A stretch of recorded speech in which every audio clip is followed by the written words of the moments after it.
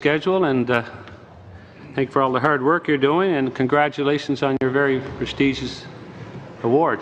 Thank you very much. Without further ado, we're going to start off with the Conservatives. Mr. O'Toole, welcome, member from Durham, and you're going to start sharing your time with Mr. Allison for 5 minutes. Go ahead, Sir O'Toole, you have 2 minutes. Thank you very much. Thank you, Minister. Last July, when President Trump alluded to the use of 232, specifically tweeting about dumping of steel and aluminum, it was considered at that time that he was focused at China. But Canada did not change our country of origin marking with respect to these dumping concerns until May of 2018, so a full year later. And when Mr. Hoback and I were in Washington in February, we were bringing up steel and aluminum tariffs with many officials for the first time, is what they said. So when did Canada start reacting to the threat posed by 232 and the overall administration concerns about steel from outside North America? Canada began our conversation with the United States about Section 232 on steel and aluminum as soon as this issue was raised in the United States. It was an issue that was raised by Secretary Ross. It was a Department of Commerce investigation, and I had many conversations with him beginning as soon as this investigation was launched last spring. The Prime Minister discussed this directly. No, I haven't finished my answer. Why no action until May 2018? I haven't finished my answer, though, if I may. The Prime Minister discussed this directly with the President of the United States. I was present at that discussion at the G7 summit at Taormina in Italy. That was in June of 2017. So I want to be very clear, and there were many subsequent conversations. So I want to be clear with Canadians that this issue has been raised by our government at the highest levels. It was also an issue which I raised with Secretary Tillerson and with Ambassador Lighthizer, and it was raised by many other ministers and MPs. In terms of the global safeguards, why so long until the move on the market? The global safeguards. Excuse me. I can't say about safeguards. No. Okay, no, I'll do that with somebody else. I remind MPs, don't be throwing questions in there in the last 10 seconds. But thank you, and thank you, Minister, for your words today. I really would like to thank yourself and all of the colleagues on the committee for supporting the motion this week. I think it was really important for us to stand united for Canadians to see where we are at in terms of Canadians. I'd be remiss if I didn't ask you about the looming potential tariffs of a 232 decision on auto. TD Economics put out a report yesterday saying that 1 in 5 jobs could be lost as a result of the tariffs, and we're talking 160,000 potential jobs lost. It's been said that this will permanently reduce our long-term economic capacity as a country if this sector is decimated. So my question to you is, what moves are we making to support auto workers, but also towards a comprehensive auto strategy that isn't just about a pool of money, but also a strategy across the board in our own country to combat the threat of these tariffs? Okay, another really good question. And just at the end, you said you hope that anything that we're doing on the steel and aluminum industries includes talking to workers, talking to unions. I agree that is absolutely necessary, and that is something we are doing, and I'm committed to continuing to do. When it comes to the car sector, and the investigation which Commerce has begun on Section 232 tariffs on autos. This is frankly even more absurd than the notion that Canadian steel and aluminum would pose a national security threat. I have raised the issue with Secretaries Ross and Pompeo and also with Ambassador Lighthizer. We have made clear the Canadian view, and the Prime Minister has raised the issue directly with the President. We believe, as has been our motto since the beginning of the NAFTA negotiations, that we need to hope for the best and work for the best possible outcome, but always be prepared for every eventuality. As you heard in the House of Commons yesterday from my colleague Navdeep Bains, that very much includes a comprehensive strategy of working with supporting our automotive sector. And I would also point out that just as we have worked closely with our allies in a response to 232 tariffs on steel and aluminum, this is an issue which we are discussing with our allies, including the European Union, Japan, and Mexico. And in terms of support for industries and the impact of tariffs, it is worth thinking for a moment about our forestry sector, another sector that has been affected by U.S. tariffs. The Government of Canada, I think with support of all parliamentarians, has stepped up to support those industries.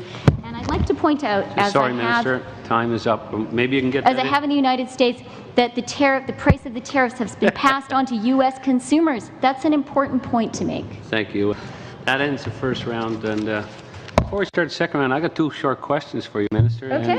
And in Nova Scotia, we have a huge tire manufacturer, Michelin, and they produce tires for cars, trucks, and various things. So my two quick questions, I guess, is one, when they talk about automobiles, is this just cars and trucks, not big trucks, right? And I guess my second question is, when they talk content, is that the whole vehicle, including the tires, the whole package, I guess?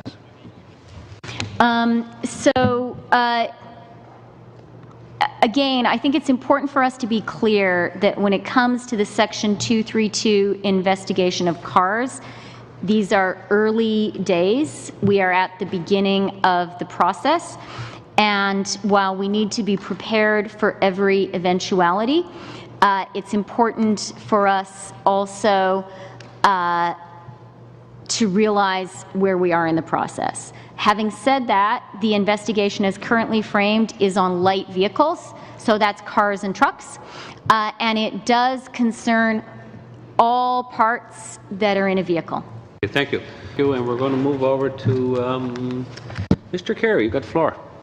Thank you very much, Mr. Chair, and thank you, Minister. I think it's pretty obvious that we're all on Canada's side, but I got to tell you, as the Member of Parliament for Oshawa, we build cars, and I'm extremely concerned.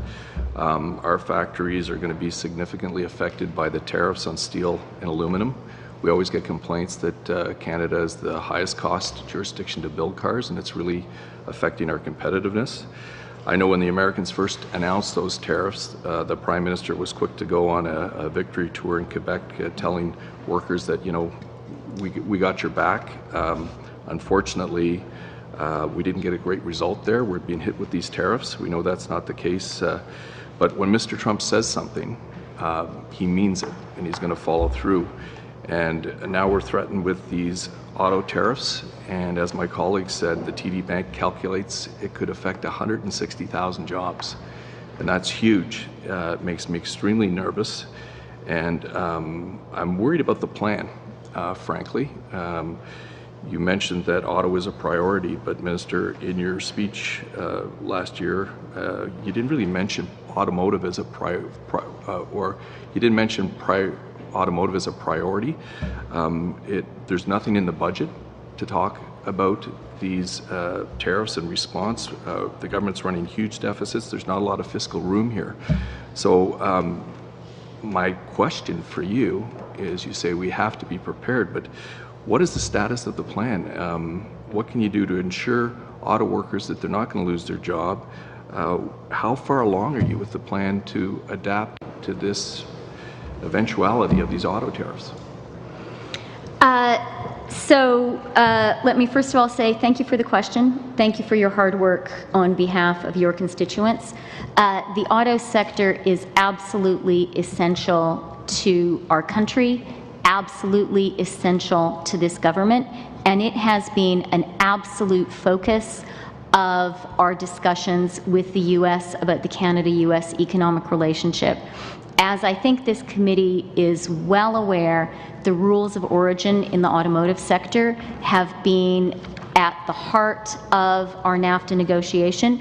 We have spent a great deal of time at the table with our American and Mexican counterparts, and also consulting very closely with the car parts companies, with the car companies, and with unions. So we absolutely understand the centrality of the automotive sector to our economy. to our relationship with the U.S. and to NAFTA. We have been and continue to be extremely focused on it when it comes to the NAFTA negotiation. On the Section 232 investigation, let me be very clear.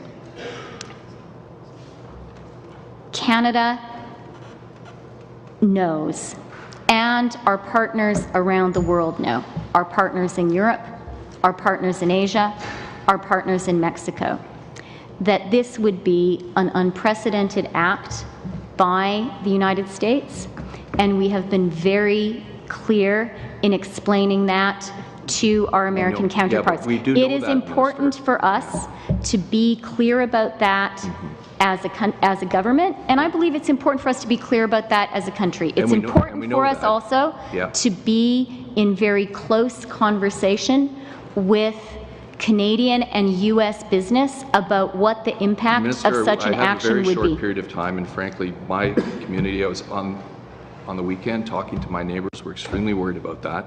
We know all that, and respectfully, I thank you for your work on that. But what we don't know is what is the plan. Today, we even asked for an emergency debate, and I know the Speaker made his decision, but I'm disappointed because a potential 160,000 job losses, for me, that is an emergency. And for my community, that's an emergency. For Ontario, that's an emergency. For our economy, that's an emergency. So what I'm asking you today is not things that we do know. What I'm asking you is how far along is the plan? We saw with these other tariffs, the Prime Minister went out early and said, you know, don't worry, be happy type of thing. Well, I'm worried. And I don't know what the plan is. And I don't know if you advised the Prime Minister to go out and do that tour. But I would like to know what is the plan, Mr. Carrie, how far along you only have 20 seconds, so maybe let the Minister answer your question. Okay, with respect, let me say that the Prime Minister's response and my own on May 31st, when the Section 232 tariffs by the United States were announced, was firm, clear, and resolute, and it spoke to detailed preparation. Our preparations in support of the auto sector are equally detailed, and our support will be equally firm and clear, and that's a commitment. Thank you, Minister. Mr. Hoback, you've got 4 minutes. Yeah, thank you, Chair. Thank you, Minister. And again, Scrooge has only given me 4 minutes. I could use 25 minutes, but so I would make a motion that we actually get together next week for 2 meetings, 4 hours at least, bring in witnesses that actually are going to be impacted by the tariffs that are going to be applied against them, so Canadian companies, Canadian businesses, so that we have a good understanding of what they're going to go through as these tariffs are applied. And then maybe they'll have some other ideas on other alternatives to actually stand up for them without it actually being a tariff. I know Andrew Coyne had a very good article this past week talking about other alternatives to tariffs in regards to making sure that we can still push back but not lose the jobs. So, sorry, I don't want to interrupt you. but I actually would like to make a motion you need 48 hours for notice. No, this is a Chair, point of order, Chair. Just one Point of order, Chair. Go ahead. I don't need 48 hours. This is actually the topic of discussion today, so it slides right in with that. Madam Point. Que le débat ajourne, s'il vous plaît. Pardon? Que le débat ajourne. I move the adjournment of the debate. Chair? Can we vote on it? So we need to vote on that motion. So all in favor of that motion? All in favor of that motion? All against?